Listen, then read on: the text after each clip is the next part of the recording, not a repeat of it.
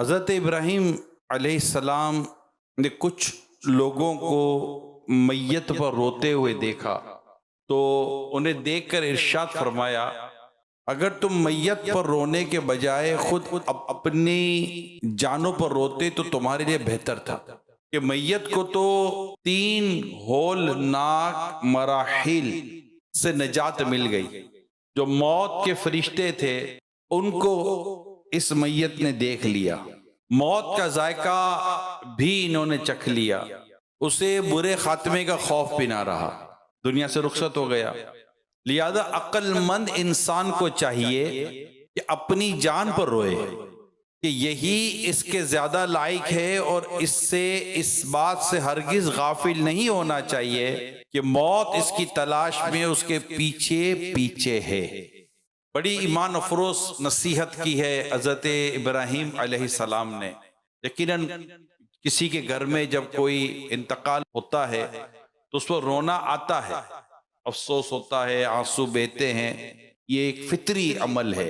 लेकिन यहाँ पर हमें झंझोरने के लिए, हमें इबादत की तरफ लाने के लिए, आखिरत की तैयारी करने के ताल्लुक से ये बेहद मुअस्सर और मुफीद मदनी फूल अता फरमा हज़रत इब्राहीम अलैहिस्सलाम ने। कि बंदा किसी मैयत को देखता है, किसी जनाजे को देखता है, तो हमारे नॉर्मली हमें अपनी मौत याद आने की सूरत कम है। मैं नहीं कहता कि किसी को भी नहीं आती होगी, लेकिन कम है। ये दुनिया हमारा रुकने का मकाम है, यहाँ कुछ देर के लिए, या जब तक मौत नहीं आती हम रुके हुए हैं। असल हमारी मंजिल ये है ही नहीं, यहाँ से हमें आगे जाना है। तो मौत आएगी तो हमें कब्र का सफर तय करना है, कब्र के सफर के बाद हमें महशर का सफर तय करना है, और क़यामत तो महशर का सफर तय करने के बाद अब फैसला होना है कि किसको जन्नत में जाना है, किसको जहन्नम में जाना है।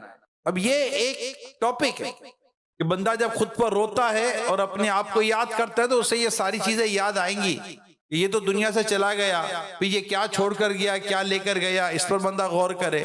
बंदा अगर मौत को याद करता रहता है तो अल्लाह पाक तौफीक दे तो कई बुराइयों से बच जाता है, कई जगहों पर जाने से बच जाता है, ऐसी जगहों पर बैठने से बच जाता है, बल्कि जिंदगी को बामकसद बनाता है कि आखिर मुझे आगे जाना है, मेरा ये परमानेंट स्टे नहीं है। तो बंदा यहाँ पर अपना दिल ऐसा नहीं लगाता कि वो आखिरत से गाफिल ही हो जाए। अब बिल्कुल भूल ही जाए कि आगे जाना है, तो मुझे बताइए कि उसका रुकने के ऊपर अंजाम क्या होगा। लोग उसको कहेंगे क्या, भैया क्या कर रहे हो तुम, चलो आगे की तैयारी करो। आगे की तैयारी, आगे की तैयारी क्या है? नमाज पढ़ना, कुरान पढ़ना, इबादत करना, गुनाहों से बचना, नेकी करना, ये आगे की तैयारी। बैठे रहना, वक्त बर्बाद करना, गुनाह में वक्त बर्बाद करना, ये आप करें या मैं करूं, ये आगे की तैयारी नहीं बल्कि आगे के लिए नुकसानदेह है। अल्लाह पाक हमें आगे की तैयारी करने की तौफीक अता फरमाए।